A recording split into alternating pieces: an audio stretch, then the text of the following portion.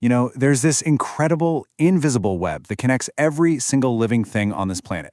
I'm talking everything, from the tiniest fungus to the biggest blue whale. We are all part of this vast, intricate system. And today, we're going to unravel what that really means. So yeah, what is the connection between a fungus, a whale, and, well, you? The answer is biodiversity. It is the very fabric of life. It's the variety that makes our world so vibrant and so resilient. And it's not just a big list of animals and plants. It's the web of connections between them that makes the whole system work. So what is it really? The term itself is actually a mashup of biological and diversity, and it was first put together by a guy named Walter G. Rosen back in 1986.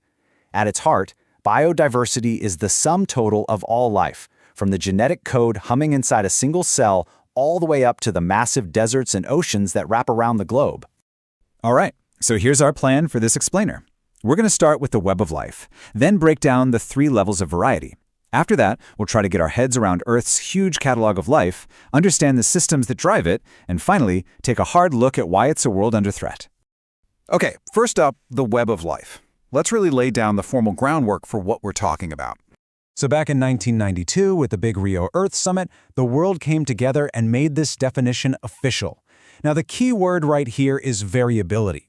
See, it's not just about counting up all the different species. It's about the differences within a single species, the differences between all the species, and the differences in the very ecosystems they call home. And the incredible biodiversity we see today didn't just pop into existence. It is the product of 3.5 billion years of evolution. Think about that. After a really, really long, slow start, life just exploded about 540 million years ago in what we call the Cambrian explosion. And what's wild is that the fossil record tells us the greatest variety of life in Earth's entire history has existed in just the last few million years. So, now let's break this big idea down.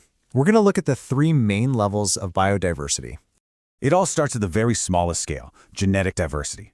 This is all the variation you find in the DNA inside just one species. I mean, just look around at other people. Every single one of us is different, right? That is genetic diversity in action. It's the basic raw material for everything else. And why does that even matter? Well, it's a huge deal. This variation is exactly what lets a species adapt when its world changes. If some deadly disease comes along, a diverse gene pool means some individuals will probably have the genetic toolkit to survive. It keeps the whole species from being wiped out. It's basically nature's ultimate insurance policy. Okay, the next level up is the one we're probably most familiar with, species diversity. This is about 2 things: the number of different species in a place, which scientists call richness, and how many of each species are around, which they call evenness. So think of a healthy rainforest with its thousands of different species. That place has incredibly high species diversity. And finally, we zoom all the way out to the biggest scale, ecosystem diversity. This is the variety of entire habitats and all the complex ways everything interacts within them. The huge differences between a desert, a grassland, a mountain range, or a coral reef. Each one is its own unique system with its own rules, its own processes, and its own communities of life. So this table really puts the 3 pillars side by side. You've got the DNA differences that give us all the different dog breeds, you've got the huge number of species you'd find in a forest, and then you've got the variety of entire landscapes like deserts and reefs. Each level just builds on the last one, creating this rich, complex tapestry of life. All right, now let's try to wrap our minds around the sheer, mind-boggling scale of life on Earth. So get this, we've only managed to actually identify and categorize about 1.8 million species, but scientists estimate the total number of species on land is probably somewhere around 8.7 million. That is just an immense catalog of life, and it means the vast majority of it is still completely unknown to us. And of the life that we have described, what's absolutely fascinating is that insects make up nearly half of it. It's a really powerful reminder that while we tend to focus on the big mammals and birds, our world is overwhelmingly run by these smaller creatures. They're the pollinators, the decomposers, the foundation of countless food chains.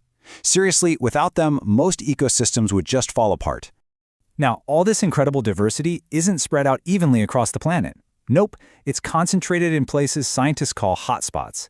These are regions that have a massive number of species, especially what are called endemic species, which means they are found in that one specific place and absolutely nowhere else on Earth. So, what creates all this incredible variety in the first place? Let's take a look at the engines and the limits of this system. Well, at its core, it's all about evolution. It starts with something called a mutation. You can think of it like a random typo in the genetic code that creates a brand new trait. Then, natural selection steps in and acts like an editor, deciding which of those new traits is a bestseller in that specific environment. And finally, gene flow spreads those successful traits between different populations, which keeps the whole species strong and connected. But this whole process doesn't just run wild.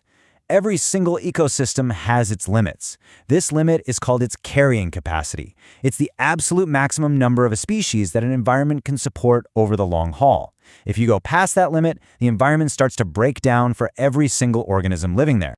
And this brings us to the most crucial point of all. Everything is connected. No single species, and that includes our own, can survive in isolation. We are all fundamentally dependent on this intricate web for our health, our food, our resources, for our very survival. Which brings us to our final and, honestly, most sobering section.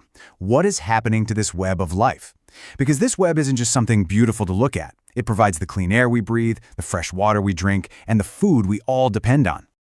A study by the World Wildlife Fund found that our planet lost 52% of its biodiversity in just over 40 years, between 1970 and 2014. Let that sink in. That means, on average, the populations of mammals, birds, reptiles, amphibians, and fish were cut by more than half. And this threat is absolutely everywhere you look. The International Union for Conservation of Nature, these are the folks who track this stuff, they found that 1 out of every 8 bird species is at risk of extinction, 1 out of 4 mammals, 1 out of 3 amphibians, and a staggering 6 out of the 7 species of marine turtles. The scale of this loss is unlike anything our planet has seen for millions of years. So we're left with this question. We are not separate from this web. We are one of its most powerful threads.